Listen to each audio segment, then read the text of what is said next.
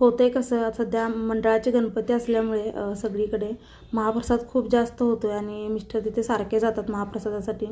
जायचं नाही म्हटलं तरी पण प्रसाद हा वर्षातून एकदा असतो, त्याच्यामुळे सगळीकडे महाप्रसादला जातात. आणि आता असं झालं आहे की रोज गोड खाऊन त्यांना असं खूप जास्त कंटाळा आला आहे आणि असं तिखट काहीतरी खायचं होतं त्यांना आणि झणझणीत असं. तर मग मी त्यासाठी काय केलं, मिक्सरच्या भांड्यामध्ये हिरवी मिरची, लसूण, आले, जिरे ह्याची भरड अशी पेस्ट करून घेतली. एका पातेल्यामध्ये तेल घालायचं. तेल गरम झालं की मोहरी घालायची, गडबेतीची पाने घालायची, जे हिरवं वाटण केलं ते घालून घ्यायचं, हळद घालायचं आणि उकडलेले बटाटे घालून चवीनुसार मीठ घालायचं आणि याची मस्त अशी भाजी करून घ्यायची. भाजी गार होते तोपर्यंत इथं मी एका बाउलमध्ये बेसन पीठ, परत ओवा, हळद, चवीनुसार मीठ आणि थोडं थोडं पाणी लागेल तसं ह्याचं बॅटर तयार करून घेतलं. आपण जसं भज्याला करतो तशाप्रमाणे.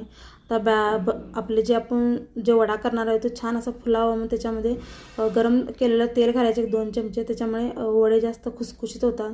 आणि जे आपण भाजी केली होती बटाट्याची त्याचे गोळे करून ठेवले होते आणि ते पिठामध्ये बुडवून आपल्याला वड्याचा असा आकार द्यायचा आहे आणि याला क्रिस्पी होईपर्यंत तळायचं. छान असे वडे तयार होतात. आता आम्हाला तर वड्यासोबत चटणी वगैरे काहीच लागत नाही, आम्ही फक्त वडापाव असाच खातो. आणि त्यासोबत मी एक मिरची तळली होती, पण वडा इतका तिखट झाला होता की खाल्ल्यानंतर मला तर नाकातून डोळ्यातून पाणी येत होतं, इतका झणझणीत झाला होता. मिस्टरांना तर खूप जास्त आवडला वडापाव.